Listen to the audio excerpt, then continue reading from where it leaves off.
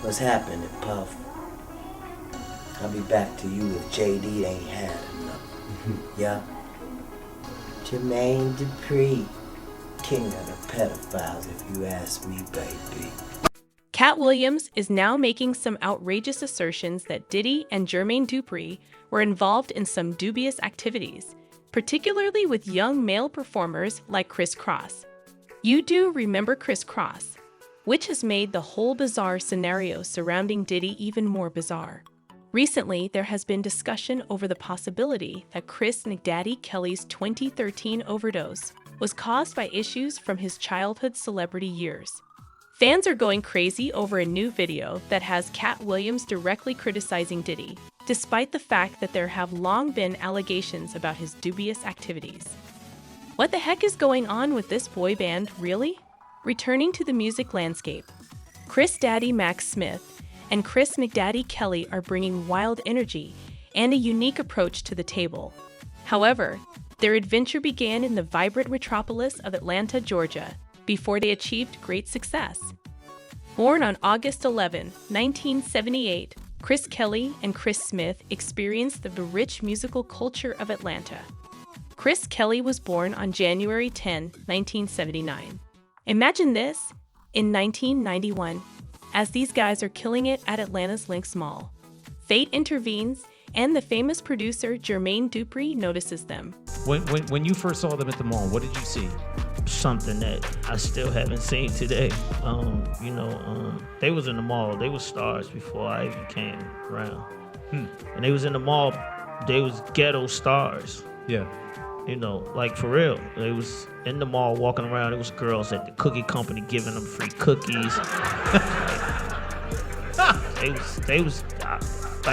I'm telling you, I was standing there in the middle of the mall looking at this like, who the f*** is this?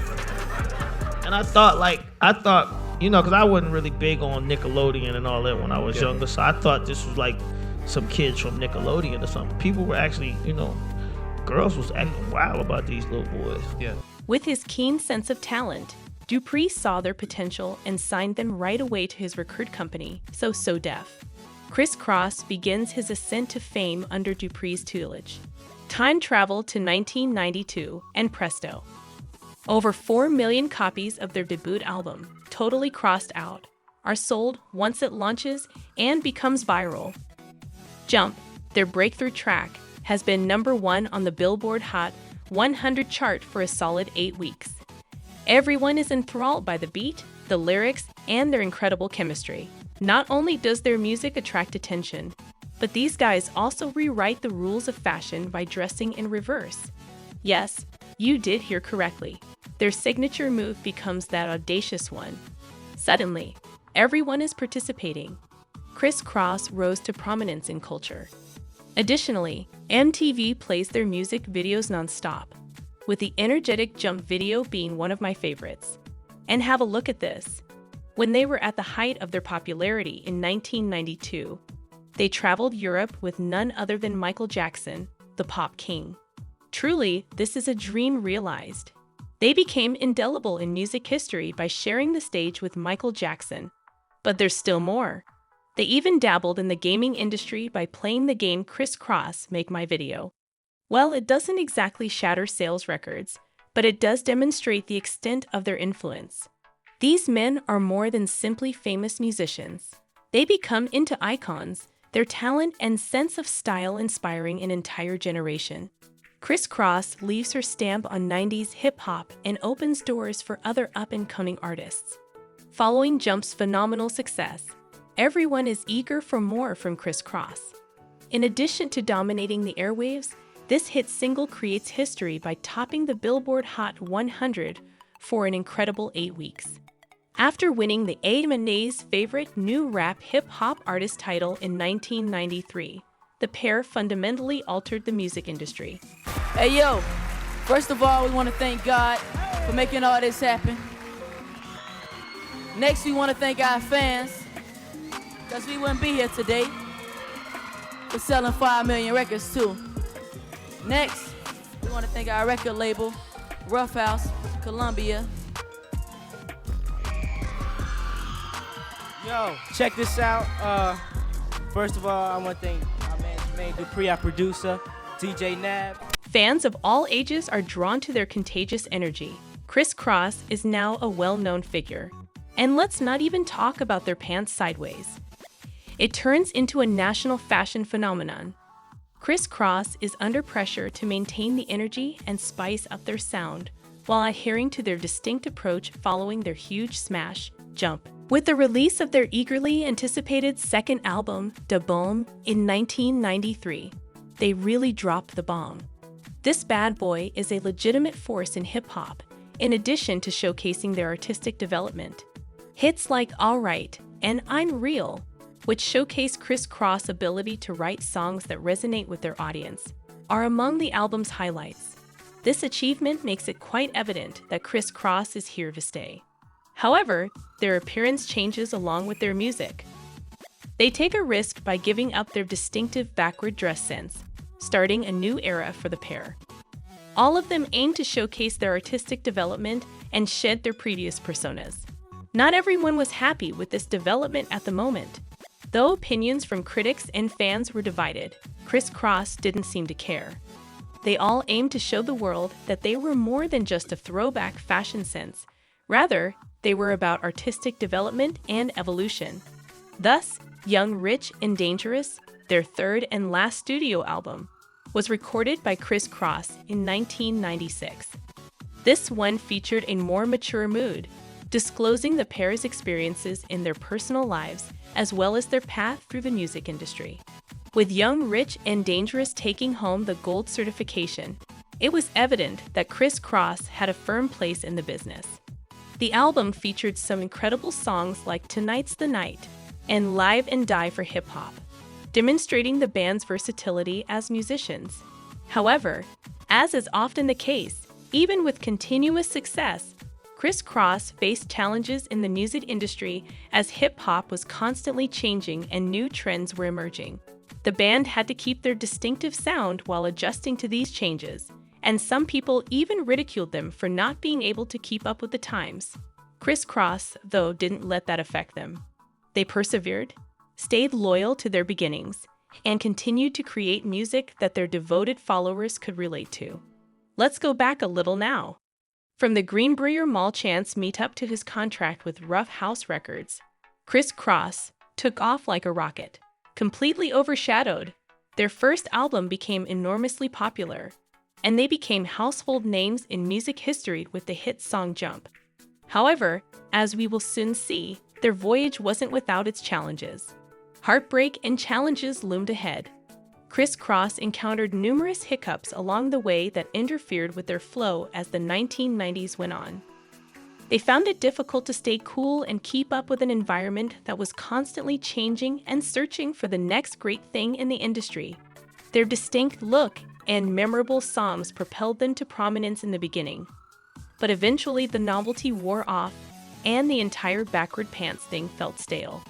Their voices became more mature, adding to the mix and making it difficult to maintain the high-pitched tone that made them famous. They continued to tour and release music in spite of these obstacles, but the buzz wasn't the same. Half-empty performance venues and poor album sales replaced crammed arenas and chart-topping songs. Additional curveballs were thrown their way by external forces and internal strife. Relationships suffered and their creative process struggled as a result of the intense pressure to live up to their early success. With their gold-certified album Young, Rich, and Dangerous, released in 1995, they made one last impression and displayed a more mature persona. Criss Cross made the decision to end his career after this triumph, following in the footsteps of other early 90s bands.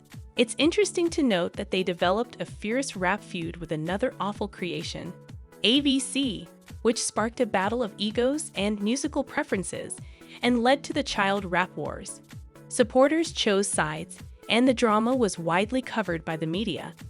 After enjoying their brief moments of fame, both groups found it difficult to maintain their prominence as musical tastes changed.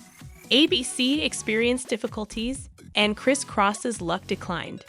Their attempts to restart their careers failed, and navigating the shifting music scene proved challenging. Kris Kross caused some stir with a 2013 reunion for So Def's 20th anniversary, following the band's collapse. Although fans were expecting a major comeback, it was just a one-time performance to take a closer look. Although the reunion brought back fond memories for the fans, it did not result in a sustainable return. Chris Kelly and Chris Smith each embarked on new chapters in their life, following their own hobbies and personal development. Their friendship remained solid even if the music industry took a backseat. At the age of 34, Chris Kelly, one half of the hip-hop duo Kris Kross from the 1990s, passed away on Thursday at a hospital in Atlanta. Kelly, according to Fulton County Police, was hospitalized at his residence following what appears to have been a narcotic overdose. However, an autopsy is still awaiting before an official cause of death can be established. Kelly was reportedly given a cancer diagnosis in 2009. However, these reports have since been refuted. As time went on, the couple had to deal with the typical difficulties that come with being raised in the public eye. It proved to be a challenging path to navigate the ever-evolving music industry. Additionally, Chris Kelly felt the effects of the demands and temptations. Whispers began in 2009 after images of Kelly with patches of baldness on his head surfaced. False reports proliferated like wildfire, speculating about a cancer war. In an interview, Kelly clarified that he actually had alopecia, a disorder that causes hair loss. Well, I mean, as far as with my health, I do not have cancer. I have a thing that you call alopecia where you lose your hair. However, a darker conflict was going on beneath the gloss and glamour of Chris Kelly's ascent with Kris Kross. Kelly's lengthy and excruciating fight with heroin addiction, a battle that would ultimately take his life, shadowed his accomplishments. These days, we delve into the devastating specifics of Chris Kelly's prior drug usage and incidental experiences. Kelly's mother, Donna Kelly Pratt, and his uncle, Lamar Williams, allegedly told the authorities that Kelly had a history of substance misuse. Kelly battled addiction for years, encountering many difficulties in the process. Those who were close to him were aware of the intensity of his struggle and the toll it had on his life. But the precise specifics of his struggle remained mostly hidden from the public. Chris Kelly's addiction disrupted not just his personal life, but also his professional life. It became more and more difficult for the once promising rapper to maintain his creative output and live up to the demands of the industry and his followers. His physical and mental health suffered as a result of his addiction, which hindered his ability to pursue his musical goals. Chris Kelly's hardships serve as a sobering reminder of the perils of substance misuse and the disastrous effects it can have on a person's life. He was clearly talented, and he had achieved success early in life, but he was unable to overcome his addiction, which finally caused his premature death. Sadly, there is news to report. Chris Kelly, one half of that combo, passed away at the age of just 34 from what appears to have been a heroin overdose. Producer Jermaine Dupri discovered Kelly and her partner Chris Smith in 1991. Tragedy and shock characterized the events leading up to Chris Kelly's unexpected death.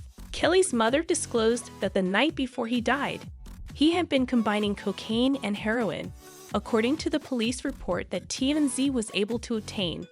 On May 1, 2013, this lethal combination proved devastating, taking the talented artist's life too soon. Chris Kelly's unstable situation was revealed in a frightening video that surfaced only hours before he passed away. The video, which was taken at his Atlanta home, depicts Chris fighting for his life and stumbling. Kelly's residents made a worrisome call to 911 a few hours after the video was filmed. The rapper had reportedly passed out and was unresponsive, according to the caller. When the ambulances came, they could not bring him back to life. Around 5 o'clock in the evening, Chris Kelly was declared dead, shocking everyone and leaving them in sadness for a gifted artist. In an open letter to fans, Jermaine Dupri, who found Kris Kross and was instrumental in their success, poured out his emotions. He praised Chris Kelly as an artist, a collaborator in his career, and a close friend, referring to him as a son he never had. Chris Smith, who was devastated by the death, also expressed his deep feelings. In his letter, he talked about their friendship, their shared memories, and how much he would miss Kelly, the moments they had together, and conveyed how much he will miss Kelly. Their friendship, which began when they were little boys, had lasted the years, and now Smith had to face the world alone without his companion. This morning when I woke up, this peace came over me. Because I know Chris is in heaven with our Heavenly Father. The industry was shocked to learn of Chris Kelly's cause of death. According to a toxicology result, he overdosed and died tragically, with a combination of chemicals in his system. Kelly's friends told the paramedics who had treated him the previous evening that he had taken a cocktail of heavy drugs. The disclosure of Chris Kelly's battles with substance misuse provided insight into the challenges he had faced in private.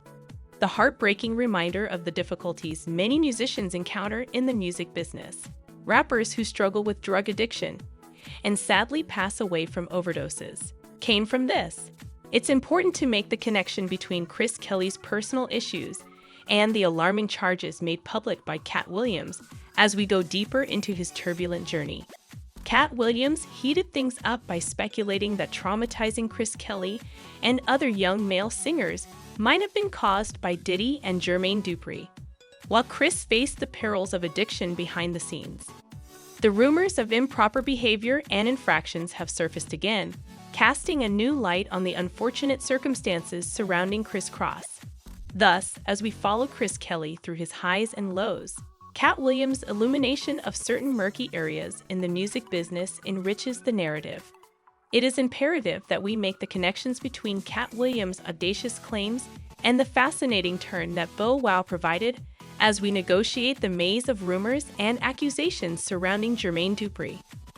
Katt Williams publicly called Jermaine a slur in a 2011 video where he made fun of a number of celebrities, including Steve Harvey and Diddy, even though there was no hard proof.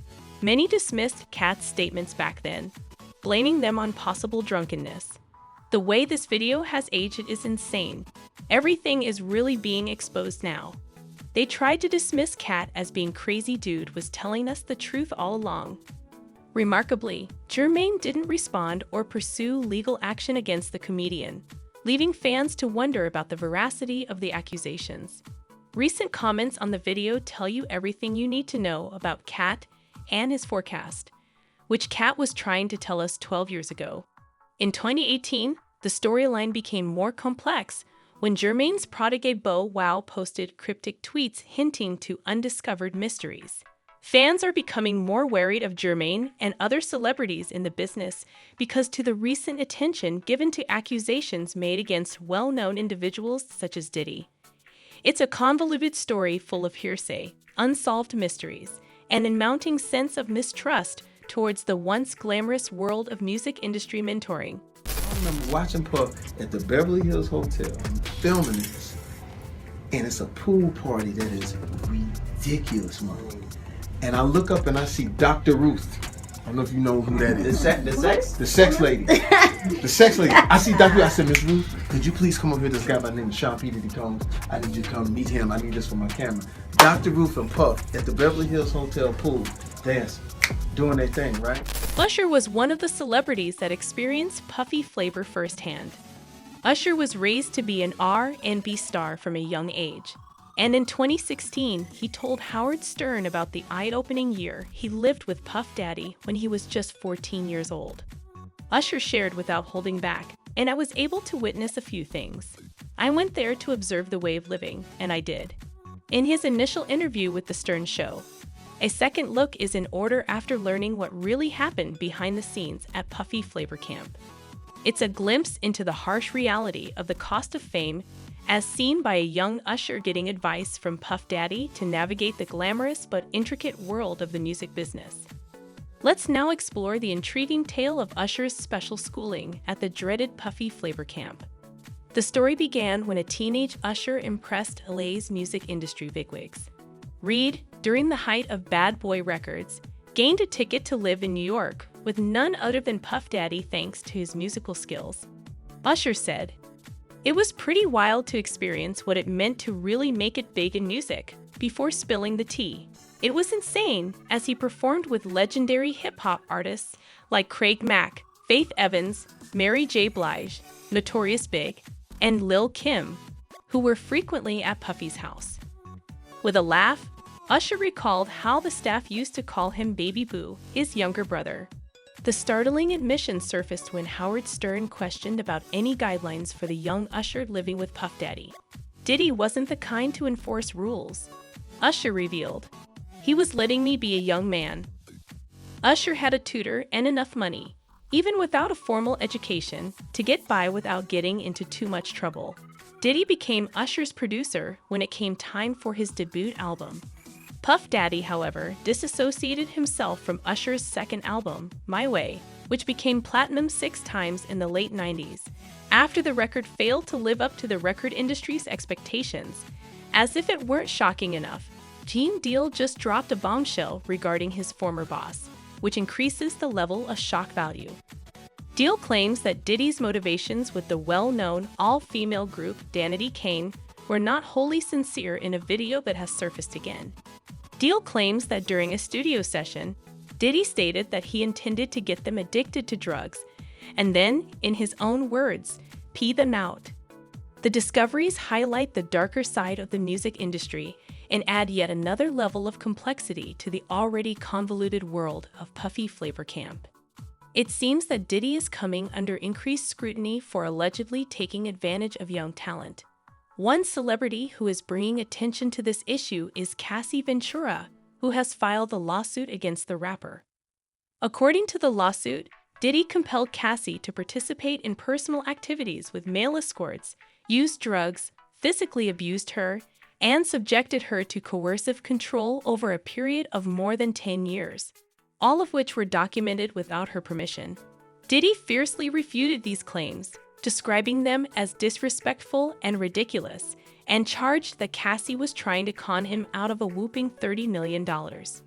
The court filings explore the unnerving occurrences known as fear-offs, in which Cassie allegedly experienced uncomfortable situations.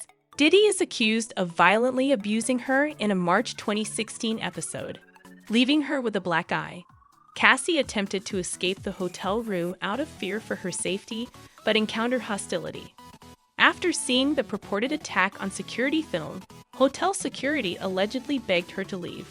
Remarkably, the lawsuit asserts that Diddy insisted on these meetings on a regular basis, referring to them as our thing and our secret. Cassie further claimed that Diddy gave her illegal substances and coerced her into carrying a gun. The lawsuit claims that because of fear of more harm, the abuse was never reported. The complaint adds to the complexity of the story by alleging that Diddy destroyed Kid Cudi's automobile in February 2012 out of anger after learning of Cudi's relationship with Cassie. Diddy is said to have discovered emails between Cassie and Kid Cudi, which set off the damaging act. Following the lawsuit, Aubrey O'Day appeared to rejoice over her previous concerns with Diddy, showing her support for Cassie on social media. The vocalist from Danity Kane, who had previously collaborated with Diddy on several projects, called out Cassie and said, "I've been telling you all for years." Later, O'Day sent a statement to Rolling Stone reiterating her unwavering support for Cassie. The lawsuit's startling allegations throw a harsh light on the turbulent dynamics that exist within the music business. In 2005, while appearing on MTV's Making the Band, Diddy took the lead in creating Danity Kane. Additionally, Aubrey O'Day was kicked out of the group in 2008, but returned a year later in 2013. In an open discussion on the Call Her Daddy podcast in December 2022, Aubrey stated that Diddy fired her because she didn't live up to the standards, stressing that it had nothing to do with her skill. When Diddy eventually gave his former musicians their publication rights back, Aubrey didn't hold back in attacking him, claiming that he had them sign non-disclosure agreements as a condition of the agreement. Although Aubrey claimed she was granted her own publication rights, she declined to sign the purported NDA that came with it. Aubrey expressed her sense of vindication by bringing up the fact that Cassie and Diddy reached a settlement not long after Cassie's lawsuit was filed. Following a report about Cassie's settlement, Aubrey took to Instagram to criticize the legal system and emphasize money above responsibility, while fans were left perplexed by her decision to settle. Unsettling details about Jada Pinkett Smith allegedly abusing Chris Kelly while he was a youngster come to light as rumors about Jermaine Dupri's involvement in the crisscross affair surface, drawing comparisons to Usher's experiences in Puffy Flavor Camp. Das Dillinger talked on Pinkett Smith and Chris Kelly's relationship, pointing out that they are 15 and 22, respectively, apart in age. Beyond their short-lived spotlight, Kris Kross made a lasting impact on the music industry in the blink of fame. The dynamic combination, trailblazers in their own right, brought a timeless talent, effervescent youthfulness, and unique style to the scene.